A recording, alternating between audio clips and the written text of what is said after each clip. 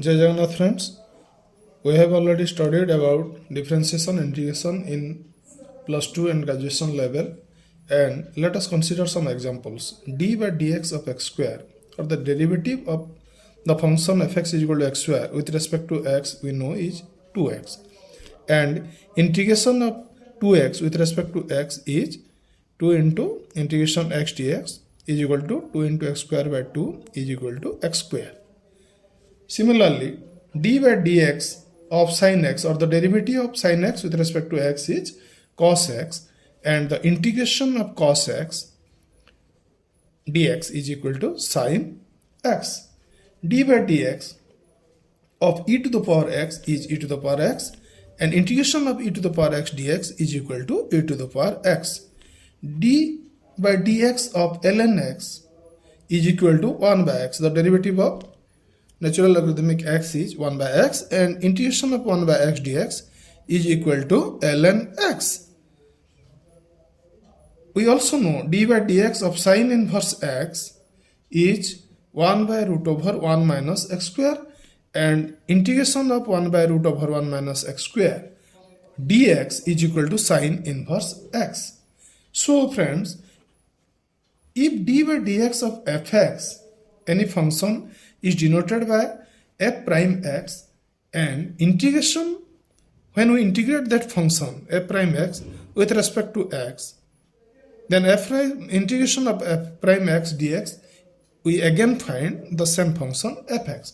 So fx and f prime x, the process of differentiation and integration may be thought of just reverse processes, and integration may be thought not to be a fundamental process, rather this is a reverse process of differentiation.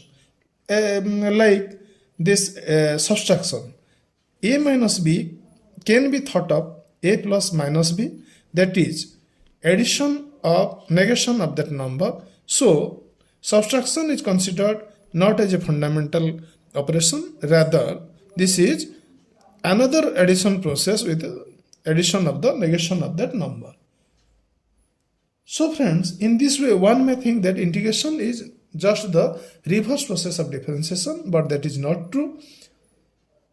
We have already studied about the line integrals, the surface integrals, and the volume integrals in our graduation syllabus.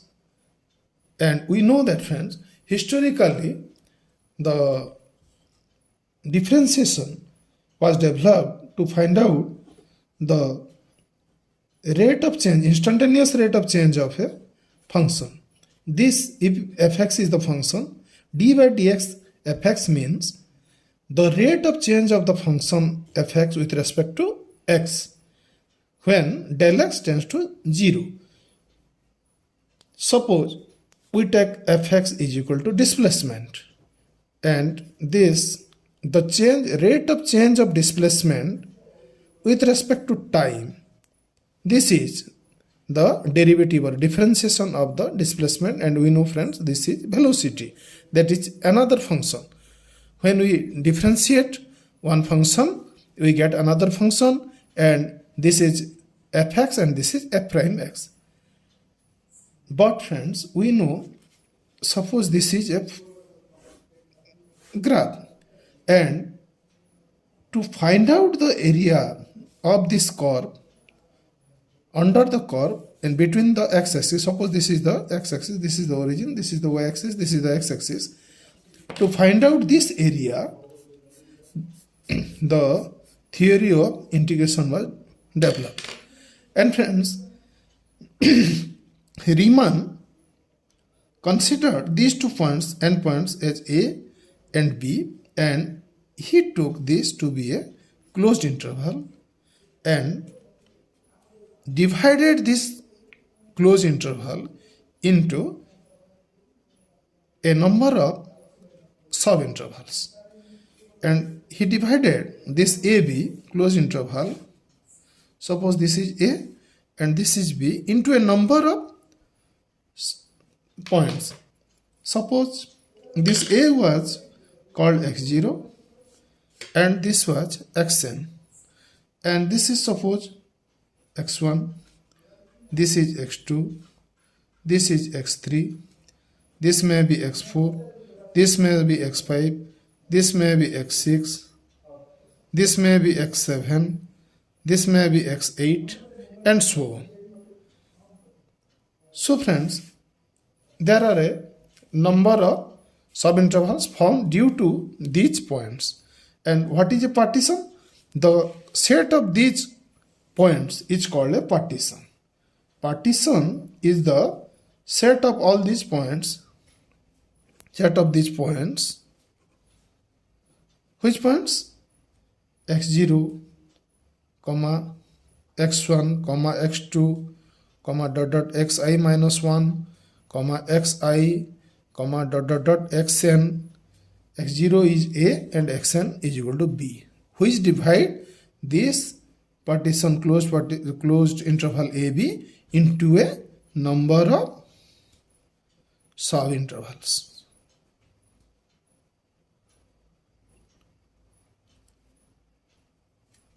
Suppose this is the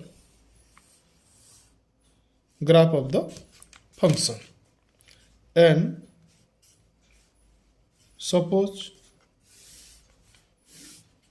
this is the origin, this is the x-axis, this is the y-axis, and this is point A and this is the point B, and Riemann considered this to be a closed interval and divided this into many subintervals. Suppose let us take our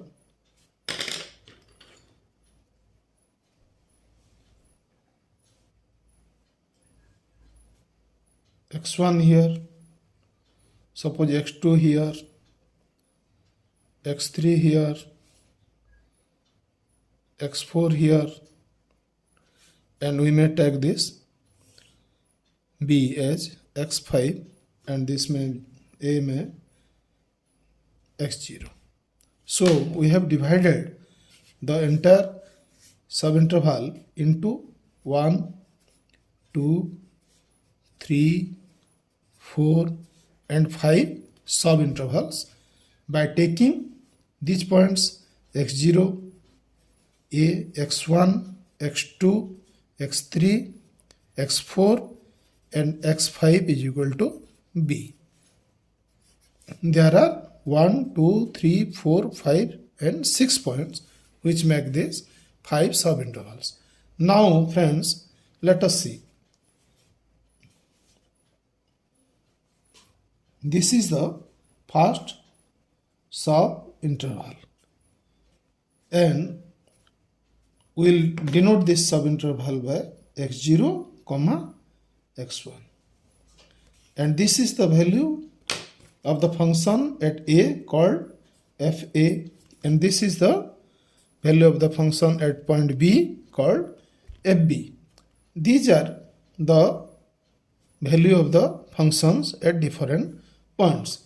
And what is the value of the function here? This will be fx1, and we will observe here, we observe this is the minimum value. Here we may call this small m1, and this is the highest value of the function as seen from the graph, so we may consider this m1, and this is the second interval. In this interval, friends, see, this is the minimum value of the function, so this is m2, and see friends, this is capital M2, the highest value of the function. This is the curve, and it is seen that this is the highest value, so this is m2 and this is capital M2. Similarly, here in the third subinterval, this seems to be the highest point value. This may be m3, and it seems that this is this is the minimum value. So this is the small m3 in the third partition. And in the fourth partition, let us see what is the highest value and the least value of the function. This seems that at this point the value of the function is highest. We may call this m4 and see, suppose this seems to be the least value of the function from the graph, because this is the value of the function in this subinterval. We may call this m4. And in the fifth interval, x4 to x5, this seems to be the minimum value of the function, and this seems to be the maximum value of the function. So we may call this m5 and this is capital M5. And to find out the area under this curve, Riemann shown some approximation. He calculated the area of the rectangles formed by this minimum value of the functions and the maximum value of the sum function. Suppose we consider this rectangle.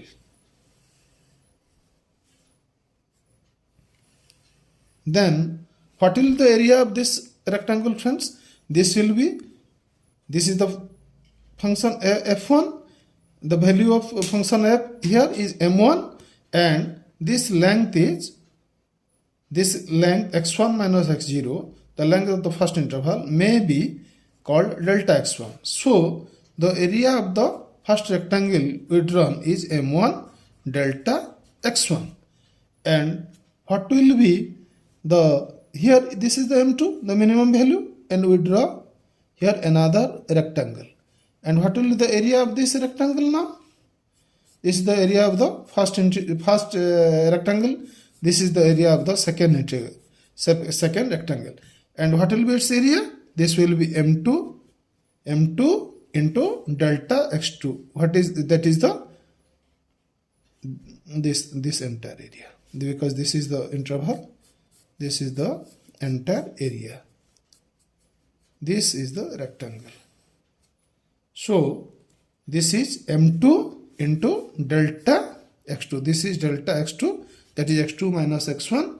m2 into delta x2 is the area of this second rectangle.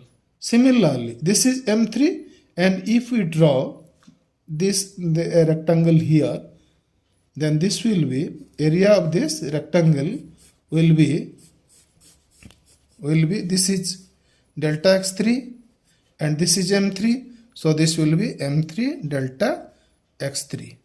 Area of the fourth rectangle now we are going to draw will be m4, and this is delta x4, m4 into delta x4, and this is m5, small m5. If we draw a rectangle like this, what will be its area? This is delta x5 is equal to b minus x4 or x5 minus x4. This is the distance of the length of the interval multiplied by, this is the y on the y-axis, this is the value of the function. So this rectangle has area equal to m5 into delta x5. This is the area of the fourth rectangle, that is m4 in delta x4. So Riemann added the area of all these 1, 2, 3, 4, 5 rectangles to get the area under this curve. When we add these, we get m1 delta x1 plus m2 delta x2 plus m3 delta x3 plus m4 delta x4 plus m5 delta x5 for this case. And in the general case, we will get mi delta xi, where I may be is equal to 1 to n. And this is called the lower Darboux or sum, or the lower Riemann sum. Next, Riemann considered other rectangles by taking the maximum value of the function. In that case, friends, This is the highest value m1 in the first subintervals. Then he considered this rectangle. He constructed this rectangle. And what will be the area of this rectangle now? The y-axis, it is m1, capital M1, and this is delta x1. Then that will be m1 delta x1. And here this is the maximum value of m2. Then we draw a rectangle like this. This is the area, this area of the first rectangle is m1 delta x1, and now this area of the second rectangle will be capital M2 delta x2, because here the y-axis is the m2, that is the maximum value of the function, and here delta x2, this is delta x2. And similarly, here this is m3, and we will draw a rectangle like this m3, and its area will be equal to m3 delta x3. Similarly, for the fourth case, we draw a rectangle here, and this area of this fourth rectangle will be m4 delta x4. And in the fifth case, this is the maximum, and we draw rectangle like this, and area of this fifth rectangle will be m5 delta x5. And when all these areas were added to give an approximation to the area under the curve, and this one may be generalized as capital Mi delta xi, I taking value from 1 to n, and this was called the upper Darboux sum or the upper Riemann sum.